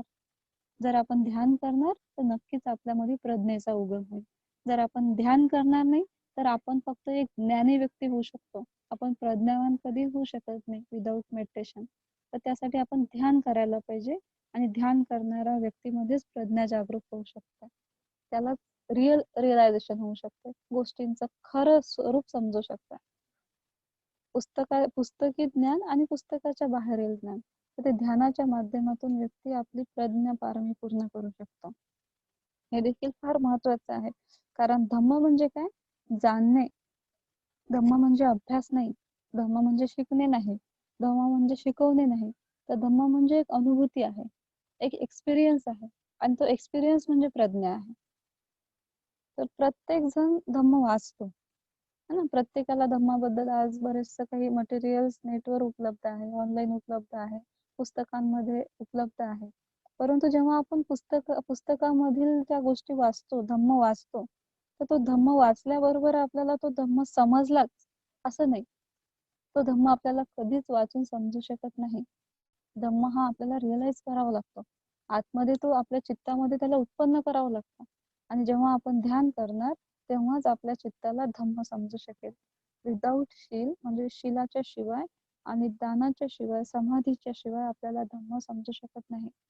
म्हणून धम्म समजायचा असेल आणि स्वतःला प्रज्ञा जर आपल्याला प्राप्त करायची असेल तर आपण ध्यान केलं पाहिजे. त्यासाठी ही प्रज्ञा पारमिता आहे. त्याच्यानंतर आहे वीर्य. वीर्य म्हणजे एनर्जी, एफर्ट्स. मग एफर्ट्स काय आहे? आपली जी ऊर्जा आहे, ही ऊर्जा आपण कुठे टाकली पाहिजे? कुठल्या कुशल कर्मासाठी आपली ऊर्जा गेली पाहिजे? आता आपण स्वतःला बघूयात, की जेव्हा आपण रोज जीवन जगतोय ना, जीवन जगतोय तर आपण आपली ऊर्जा युटिलाइज करतोय. प्रत्येक दिवसाला आपल्याला एक निसर्गाकडनं एक ऊर्जा मिळते. ऊर्जा नसेल तर माणूस मरून जातो, है ना? आपल्या आतमध्ये जर ऊर्जा नाहीये, एनर्जी नसेल तर माणूस मरून जातो. म्हणून मृत झालेलं शरीर कसं थंड पडतं. त्याच्यामध्ये एनर्जी नाहीये, ऊर्जा नाही आहे. मग आपल्याला रोज एक ऊर्जा मिळते. हे गिफ्ट आहे नेचरचं आपल्याला ऊर्जा भेटणे. मग त्या ऊर्जेचं आपण एक्झिक्युशन कसं केलं पाहिजे? ती एनर्जी जी आहे ती कुठे यूज केली पाहिजे? तर जेव्हा आपण धम्म मार्गावर आरूढ होतो आणि आपण बघतोय की आपल्या पारमिता पुष्ट झाल्या पाहिजे, आपण पारमी संपन्न झालो पाहिजे, तर आपली ऊर्जा ही चांगल्याच कामासाठी गेली पाहिजे. कुशल कर्मासाठी एफर्ट केले पाहिजे, ना की अकुशल कर्मामध्ये आपली ऊर्जा वेस्ट केली पाहिजे. काही काही लोक राहतात की पूर्ण लाईफ मध्ये त्यांची जी ऊर्जा आहे ती अशीच निघून जाते आणि त्यांची पारमीही पूर्ण होत नाही, धम्मावरही आरूढ होत नाही आणि नेक्स्ट लाईफही त्यांना दुःखदायी मिळते. आणि याही जीवनामध्ये ते दुःख उपभोगतात का? कारण की आपण आपली जी ऊर्जा आहे ते अकुशल गोष्टीसाठी वेस्ट गमावतो. योग्य पद्धतीने त्याचा वापर करत नाही. आणि निसर्गाचा एक नियम आहे, कुठल्याही गोष्टीचा जर आपण योग्य वापर केला नाही तर निसर्ग ती गोष्टी आपल्यापासून छिनून घेते, हिसकावून घेते. तर त्यासाठी जे आपल्याला ऊर्जा आहे आपल्या शरीरामध्ये, आपल्या चित्तामध्ये, त्या ऊर्जेचा आपण योग्य वापर केला पाहिजे. मग तो वापर कशासाठी केला पाहिजे? ध्यानासाठी केला पाहिजे, शील पालन करण्यासाठी केला पाहिजे, धम्म सांगण्यासाठी केला पाहिजे, धम्म श्रवण करण्यासाठी केला पाहिजे. बरेच आता लोक असतील की आपण जितके पार्टिसिपेंट आहोत त्याच्यामध्ये, बरेचसे या जगामध्ये जे लोक धम्म श्रवण करत आहेत, धम्म सांगत आहेत, त्यांची ऊर्जा कुशल कामासाठी जात आहे. काही लोक असे असतील आता की ते झोपलेले आहेत, कोणी जेवण करत आहे, कोणी मूवी बघत आहे, कोणी वादविवाद करत आहे. त्यांची ऊर्जा कुठे चालली आहे? अकुशल कर्मासाठी, अकुशल गोष्टीसाठी. तर ज्याप्रमाणे आपण जे कुशल ऊर्जा उत्पन्न करत आहोत त्याचे आपल्याला कुशल परिणाम उपभोगायला मिळतील. त्याचप्रमाणे जे अकुशल कर्म करत आहेत त्यांचेही अकुशल परिणाम त्यांना उपभोगायचे आहेत. तर म्हणून ही जी ऊर्जा आहे ही ऊर्जा कुशल कर्मासाठीच गेली पाहिजे. कारण जर आपण अकुशल कर्मासाठी आपली ऊर्जा गमावली तर एक दिवस याचे अकुशल परिणाम आपल्या जीवनावर होतात. जर व्यक्तीला स्वतःला दुःखातून मुक्त करायचं असेल तर त्याचे जे वीर्य आहे, त्याचे एफर्ट्स आहेत ते चांगल्या गोष्टीसाठी केले पाहिजे, कुशल गोष्टीसाठी केले पाहिजे. त्याला म्हणतात वीर्य पारमी. त्याबद्दल आपण रोज थिंक केलं पाहिजे. रोज रात्र झाली तर झोपताना विचार केला पाहिजे की आज दिवसभराची माझी ऊर्जा मी कुठे गमावली, याच्यामधून मला काय मिळालेलं, उद्याची माझी ऊर्जा मी कुठे गमावणार, त्यापासून मला काय प्राप्त होईल. हा विचार करून आपण रोजची जी ऊर्जा आहे त्याला योग्य पद्धतीने यूज केला पाहिजे. असं भगवंतांनी केलं. भगवंत फक्त 2 तास झोपायचे, त्यांचं पूर्ण आयुष्य त्यांनी धम्मासाठी होतं. आणि त्याच्या आधी त्यांनी बोधिसत्व असतानाही खूप पारमी संपन्न करत त्यांनी फार हार्ड प्रॅक्टिसेस केलेल्या आहेत. त्यांची ऊर्जा त्यांनी फार कुशल गोष्टीसाठी वापरली होती. आणि जेव्हा त्यांनी त्यांची ऊर्जा कुशल गोष्टीसाठी वापरत वापरत वापरत गेले, त्यावेळेस ते बोधिसत्वाच्या पायरीपर्यंत पोहोचले आणि बुद्ध होऊ शकले. अरहंत होण्यासाठीही अरहंताला देखील त्यांची जी ऊर्जा आहे ती कुशल गोष्टीसाठी वापरून त्यांची वीर्य पारमी पूर्ण करावी लागते. आणि जर आपण आपली ऊर्जा अकुशल गोष्टीसाठी वापरणार तर कधीच आपण या अरहंत मक्का आणि अरहंत फलापर्यंत पोहोचू शकत नाही. त्यानंतर आहे खांती पारमी. खांती म्हणजे पेशन्स, संयम. संयमची प्रॅक्टिस कशी करायची, पेशन्स कसा वाढवायचा. रोजच्या जीवनामध्ये सपोज सुरुवात करायची, छोटीशी सुरुवात करायची, की काही म्हणण्याआधी काही करण्याआधी थोडंसं संयम ठेवायचा. जसं की एखादं रागाचं चित्त उत्पन्न झालं असेल, राग आला असेल आपल्याला फार मोठा, तर जेव्हा राग येतो ही एक ऊर्जा आहे, ठीक आहे, ती फार फोर्स असतो त्याच्यामध्ये. जेव्हा आपल्याला राग उत्पन्न होते तर आपण बोलून टाकतो किंवा काहीतरी ऍक्ट करतो, ते अकुशल होतं, स्वतःलाही दुःखदायी. म्हणजे नंतर काही वेळानंतर आपल्याला त्याचा पश्चाताप होतो की आपण इतका मोठा राग केला, भयंकर रागवलो, किंवा या रागातून आपण इतकी मोठी वाईट कृती केली आणि नंतर समोरचाही व्यक्ती दुःखी होतो. आणि तोच जर राग आल्यावर जर आपण मैत्री केली आणि त्या रागाला जर थोडा वेळ थांबवलं, सपोज प्रॅक्टिस करायची, जर आपल्याला आपली पारमी पूर्ण करायची आहे, जर आता राग आला तर असं असं एकदम चित्तामध्ये आणायचं की मी 1 तासानंतर रागवेल. असं म्हणायचं, फिक्स रागवेल, मला रागवायचे. ओके, रागवायचं, आपण राग नष्ट नाही करू शकत, मग मला 1 तासाने रागवेल.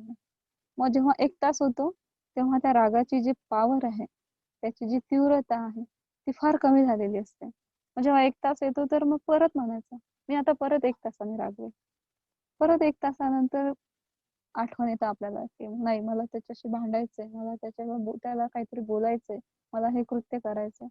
मग तेव्हा त्या 1 तासानंतर पुन्हा त्याची एनर्जी कमी होते.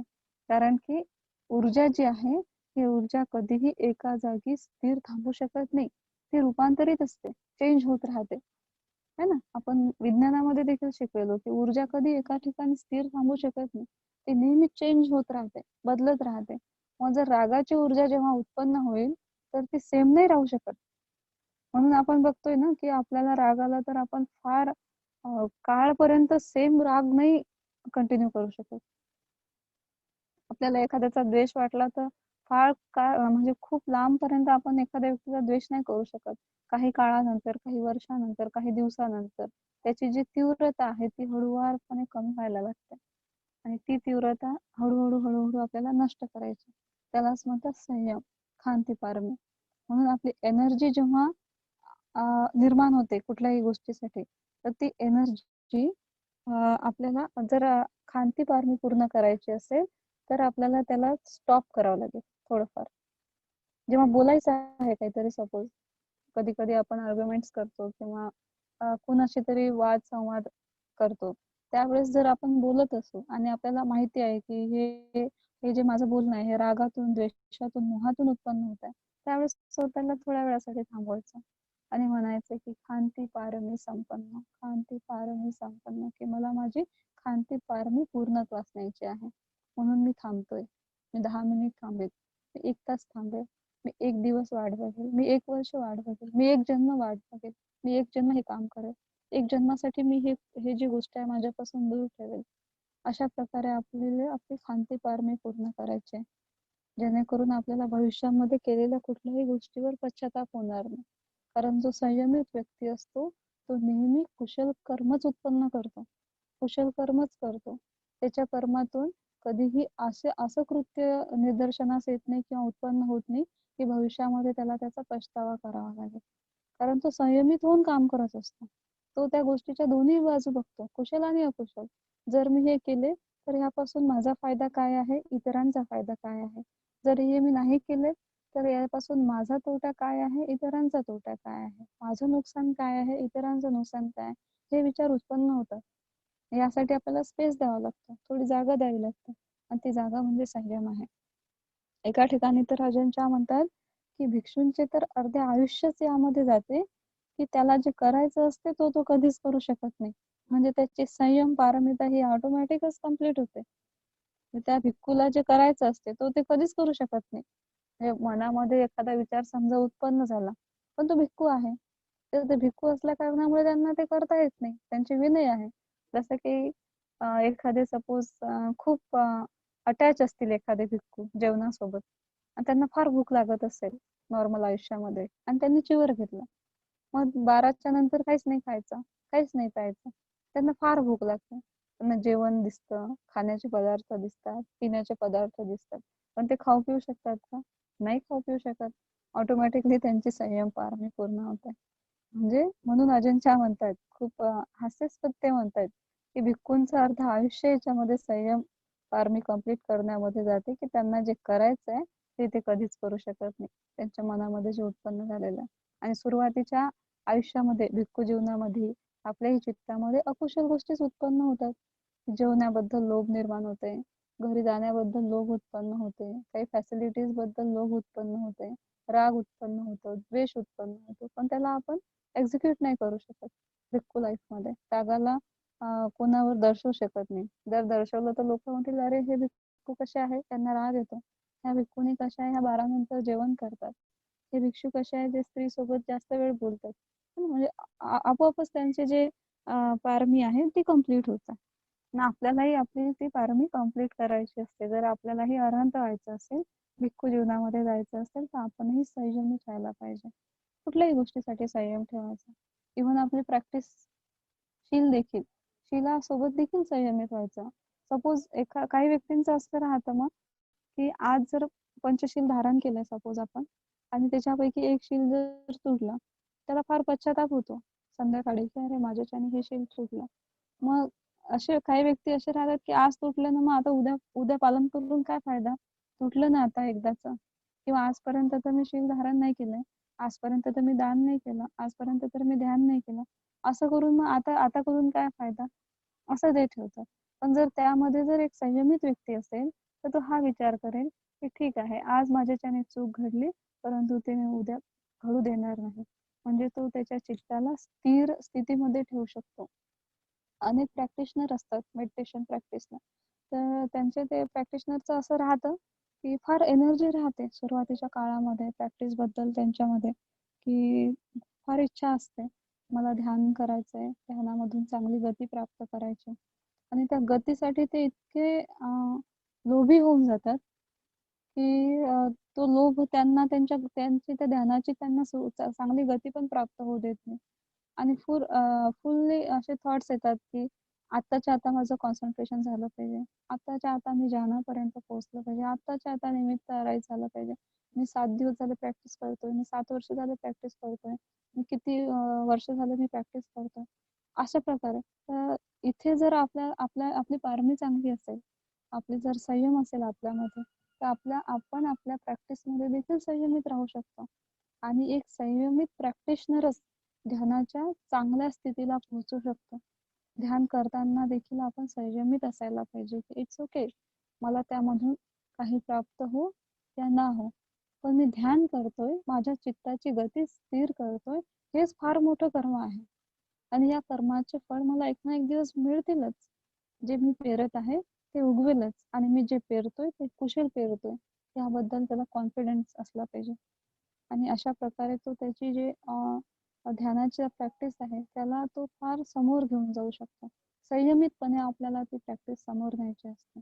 असंयमित व्यक्ती ध्यान देखील करू शकत नाही, कारण त्याला फार लवकर काहीतरी प्राप्त करण्याची इच्छा असते. आणि संयमित व्यक्ती त्याचं ध्यान फार लांबवर घेऊन जाऊ शकतो. ही झाली खांती पारमी. त्यानंतर आहे सत्य पारमी, सच्च ज्याला म्हणतात, ट्रुथ. सत्य म्हणजे काय? 6 इंद्रियांद्वारे जे आपण तपासून घेतो त्याला सत्य असे म्हणतात. तर जसं 5 इंद्रियाने एखादी गोष्ट पाहिल्यावरही मनाच्या इंद्रियावर त्या गोष्टीची तपासणी करणे, त्याला सत्य असे म्हणतात. भगवंत म्हणतात, की सच्चम भवे साधू तरंग रसानं. सगळे लोक म्हणतात, की सत्य हे कटू असतं, सत्य पचवायला कठीण असतं, सत्य हे कडू आहे. परंतु भगवंताचा सिद्धांत म्हणतो, की या जगात जर सगळ्यात गोड काही पदार्थ असेल तर तो सत्य आहे. आपण जेव्हा शील पारमी आपण जेव्हा पारमितेवर आरूढ होतो, तेव्हा आपल्याला आपल्या 10 पारमी पूर्ण करण्याची आवड लागते, ओढ लागते. आणि आपण अरहंताचे प्रवासी बनतो त्यावेळेस आपल्याला ही पारमी देखील पूर्ण करायची असते. तर जनरली याच्यामध्ये 4 शील येतात. जसं शीलमध्ये आपण पाहिलेलं आहे की मुसावादा वेरमणी सिक्खापदं समादियामि, पिसूनवाचा वेरमणी सिक्खापदं समादियामि, परुस्सवाचा वेरमणी सिक्खापदं समादियामि आणि संफलप्पवाचा वेरमणी सिक्खापदं समादियामि. मी खोटं बोलणार नाही, अर्धवट वाक्य बोलणार नाही, टोचून बोलणार नाही, उंच आवाजात बोलणार नाही, व्यर्थ बडबड करणार नाही. ह्या गोष्टी जर आपल्या बोलण्यामध्ये आल्या तर ऑटोमॅटिकली आपली जी शील पारमी आहे ती पूर्णत्वास जाते. आणि अरहंत होण्यासाठी ती पारमी त्या पारमीता पूर्ण करून आपल्याला जावंच लागतं. तर स्वीट या म्हणून भगवंत म्हणतात की या जगामध्ये सगळ्यात स्वीट सगळ्यात गोड पदार्थ कुठला असेल तर तो सत्य आहे. सत्यतेने काय होतं की आपण स्वतःलाही कधी फसवत नाही, इतरांनाही कधी फसवत नाही. स्वतःही कॉन्फिडेंट असतो प्रत्येक आपल्या आणि इतरांनाही त्यापासून प्रेरणा मिळते आणि स्वतःलाही कधी पछतावा होत नाही की आपण ही गोष्ट चुकीची केलेली आहे. स्वतःबद्दल प्रामाणिक व्हायला लागतं व्यक्ती. स्वतःच्या प्रॅक्टिस बद्दल, स्वतःच्या सरावाबद्दल प्रामाणिक व्हायला लागतो. अशा प्रकारे आपल्याला आपली सत्य पारमी पूर्ण करायची असते. त्यानंतर आहे अधिष्ठान. अधिष्ठान म्हणजे एक निश्चय. जसं की बोधिसत्वांचे अधिष्ठान होते की त्यांना बुद्ध व्हायचंय. जेव्हा बोधिसत्वांनी अधिष्ठान ठेवले की त्यांना बुद्ध व्हायचंय तर त्यांनी ह्या संसाराचे कितीतरी राऊंड मारलेत. खूप लांब प्रवास केला आणि त्यानंतर कुठं ते बुद्ध होऊ शकले. इतकं त्यांनी अधिष्ठान त्यांचं जे होतं ते फिक्स केलेलं. कशासाठी? बुद्ध होण्यासाठी त्यांनी अधिष्ठान पूर्ण केलं. मग तसंच आपल्याला कशासाठी अधिष्ठान ठेवायचंय? की आपलं अरहंताचं अधिष्ठान आहे. आपल्याला अरहंत व्हायचंय. पण जेव्हा अरहंत व्हायचंय तर मग त्याची सुरुवात श्रोतापन्नापासून होते. की मला श्रोतापन्न व्हायचंय, मला सकदागामी व्हायचंय, मला अनागामी व्हायचंय, मला अरहंत व्हायचं आहे. मग जर आपले हे अधिष्ठान असतील त्या अधिष्ठानासाठी मग मी काय करायला पाहिजे? तर माझी दान पारमी पूर्ण करायला पाहिजे, शील पूर्ण करायला पाहिजे, ध्यान पूर्ण करायला पाहिजे, वीर्य कंप्लीट करायला पाहिजे, माझे संकल्प निखम असले पाहिजे, माझी प्रज्ञा डेव्हलप असली पाहिजे. या सगळ्या गोष्टीचं एक अधिष्ठान ठेवायचं. तर जसं सारिपुत्त महामोगला यांचं अधिष्ठान होतं की दीपंकर बुद्धांच्या काळामध्ये जेव्हा दीपंकर बुद्ध निरोध समापत्ती ध्यानामध्ये प्रवेश करतात तर 7 डेज बुद्ध त्या ध्यानामध्ये असतात. तर त्यावेळेस सारिपुत्त आणि महामोगलायन 7 दिवसापर्यंत बुद्धांची सेवा करतात आणि एक पुष्प घेऊन हातात उभे राहतात भगवंतांच्या समोर. असं अधिष्ठान ठेवतात की जोपर्यंत हे संन्यासी त्यांना माहिती नसतं की हे बुद्धच आहेत. जोपर्यंत हा संन्यासी त्याच्या ध्यानामधून बाहेर पडणार नाही तोपर्यंत हे पुष्प घेऊन मी यांच्या सेवेत इथे उभा असेल. आणि खरंच सारिपुत्त आणि महामोगलायन 7 दिवसापर्यंत तिथे उभे राहतात.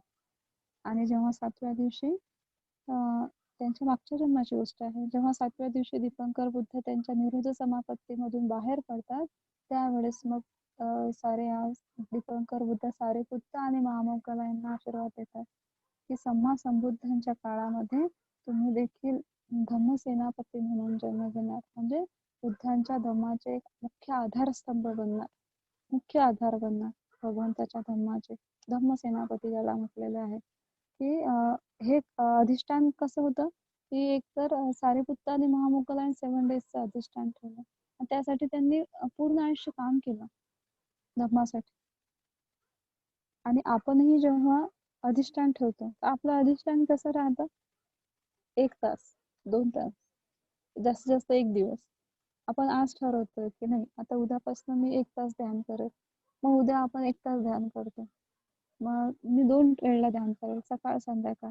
तर सकाळी करतो आणि संध्याकाळी काहीतरी काम येतं आणि म्हणतो की आता शक्य नाही आहे, आता मी ध्यान नाही करेल, उद्या नक्की करेल. मग उद्याचा दिवस उगवतो, अरे आज मला हे काम आहे, मी ध्यान नाही करू शकत, परवापासून करेल. तर हे आपलं अधिष्ठान आहे.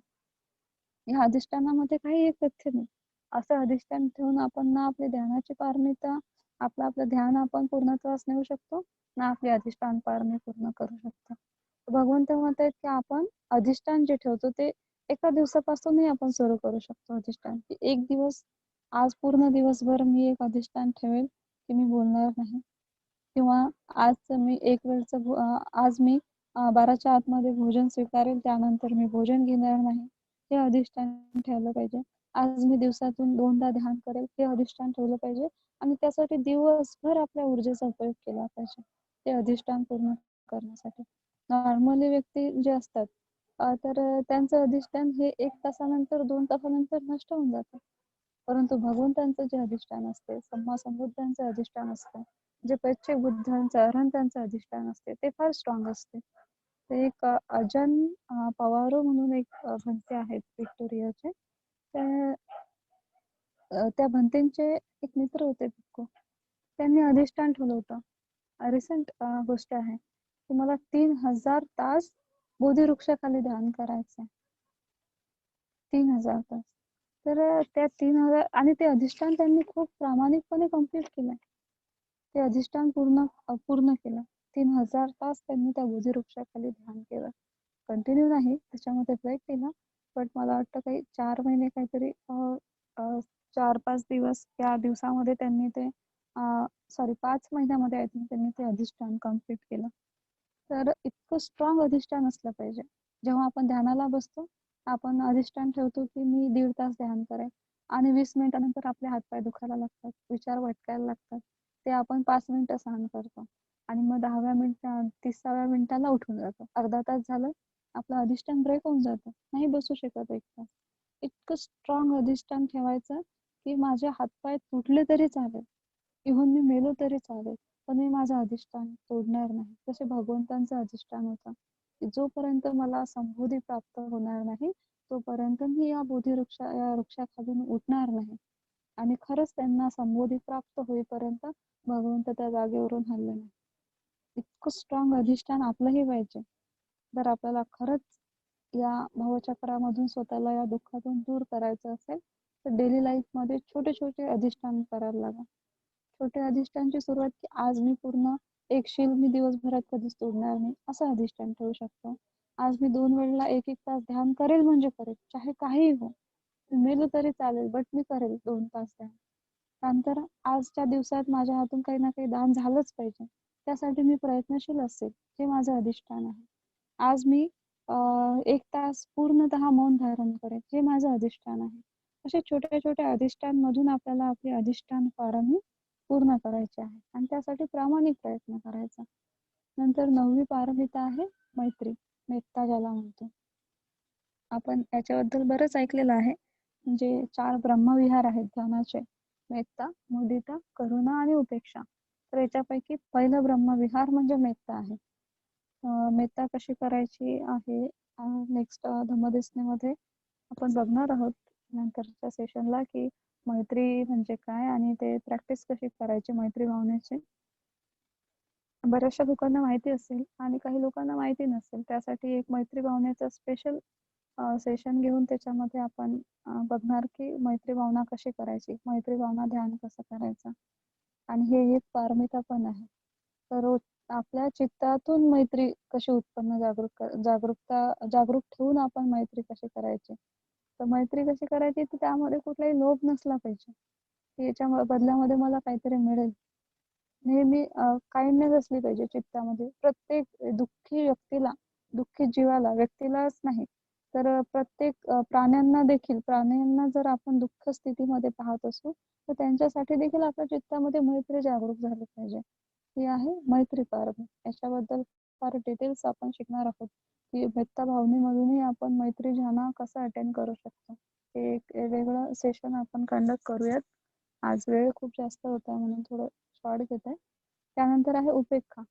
उपेक्षा पण एक ब्रह्मविहार आहे, राईट. आपण आता आज बघितलंय की मेत्ता, मुदिता, करुणा आणि उपेक्षा. तर उपेक्षा काय आहे, रिझल्ट आहे. उपेक्षा म्हणजे रिमेन बॅलन्स. आपल्याला स्टेबल राहता आलं पाहिजे कुठल्याही गोष्टी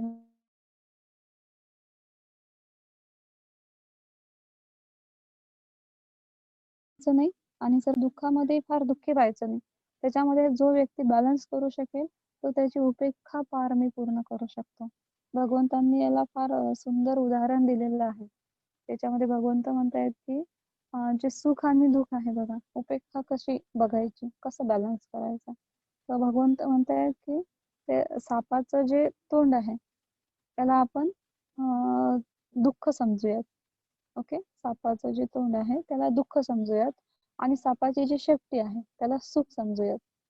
तर समजा आपल्याला माहिती आहे की सापाच्या तोंडाला जर आपण हात लावला किंवा त्याच्यामध्ये हात टाकला तर काय होणार, दुःख उत्पन्न होणार. म्हणजे ते आपल्याला पॉयझनस राहील, आपण ते आपल्याला विषबाधा होईल त्यापासून आणि आपण मरून जाऊ.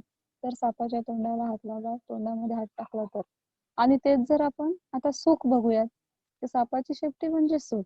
जर आपण सापाची शेपटीतून विषबाधा होत नाही हे आपल्याला माहिती आहे, शेपटीतून आपल्याला साप चावणार नाही हे आपल्याला माहित आहे, पण जर आपण ती शेपटी फार होल्ड करून ठेवली हातामध्ये तर काय होईल, साप परत येऊन तोंड पाठीमागे घेऊन आपल्याला चावावेल, आपल्याला विषबाधा होईल.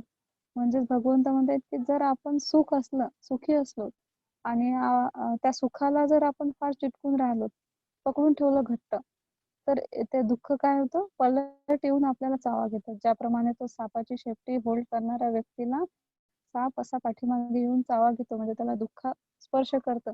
त्याचप्रमाणे जो व्यक्ती नेहमी सुखाच्या मागे धावते तर तो सुखाच्या मागे धावत असताना दुःख त्याला अवतीभोवती घेरून ठेवत असतं. भगवंत म्हणतात की ना सुखाच्या मागे धावायचं ना दुःखाच्या मागे धावायचं, आपण मिडल पाथवर असलं पाहिजे, ज्याला मध्यम मार्ग म्हटलेला आहे. उपेक्षा भावनामध्ये ना सुख ना दुःख, चौथ्या ध्यानामध्ये तेच आपल्याला डेव्हलप करायचं असतं. तेव्हा मेडिटेशन मध्ये तुम्ही फार लांबवरचा प्रवास करणार तेव्हा तुम्हाला प्रॅक्टिकली असा एक्सपिरियन्स येईल की किती सुंदर असतो उपेक्षा भाव, की ना तिथे सुख असते ना दुःख असतं. म्हणजे फार अशी आनंददायी गोष्ट जर घडली तर त्याबद्दल फार सुख उत्पन्न होत नाही, बॅलन्स राहतं ना की ओके इट्स ओके. आणि जर एखादी दुःखद घटना घडली तर त्यासाठी फार दुःखी होत बसत नाही मनुष्य प्राणी. तेव्हा जो उपेक्षेमध्ये विहार करायला लागतो, वास करायला लागतो, तो ओके दुःख आहे हे नष्ट होणार. म्हणजे तो त्या प्रत्येक गोष्टीमध्ये उत्पन्न होणार 3 सिद्धांत बघतो. काय, ही गोष्ट निर्माण झालेली आहे, ही एक दिवस बदलणार, हे एक दिवस नष्ट होणार आणि यापासून एक दिवस दुःखाची उत्पत्ती होईल. तर ह्या तीनही गोष्टी अनिच्छ दुःख अनात्ता त्या प्रत्येक गोष्टीमध्ये आहे. आपण जे संसारामध्ये ज्याही गोष्टी उपभोगतो प्रत्येक गोष्टीमध्ये ह्या 3 गोष्टी इन्क्लूड असतात, ऑलरेडी इन्क्लुडेड असतात. काय, ते अनिच्छ असतं, दुःख असतं आणि अनात्ता असतं.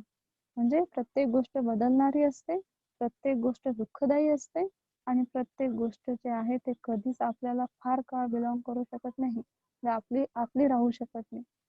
कुठलीच गोष्ट आपली नाही आहे. आपण स्वतःचं आपलं शरीरही आपलं नाही आहे, तेही बदलत आहे, तेही दुःख दुःख उत्पन्न करतं, आपल्यासाठी वेदना उत्पन्न करतं. तर म्हणून उपेक्षेमध्ये विहार करायला शिकलं पाहिजे आणि याला म्हणतात उपेक्षा पारमी. अशा प्रकारे ह्या 10 पारमिता आहेत आणि त्या 10 पारमिता जो व्यक्ती पूर्ण करतो तो अरहंत फल प्राप्त करतो. आणि ह्या 10 पारमिता पूर्ण करण्यासाठी जो व्यक्ती प्रयत्न करतो तो मग्गावर असतो. कुठल्या मग्गावर, सोतापन्न मग्गा, सकदागामी मग्गा, अनागामी मग्गा, अरहंत मग्गा. आणि ज्यावेळेस तो या 10च्या 10 पारमी पूर्ण करतो त्यावेळेस तो अरहंत फल प्राप्त करत असतो. अशा प्रकारे आजची जी धम्मदेशना आहे इथेच मी थांबवते. आपण सर्वांनी इतक्या शांततेने ऐकून घेतलं त्यासाठी फार धन्यवाद.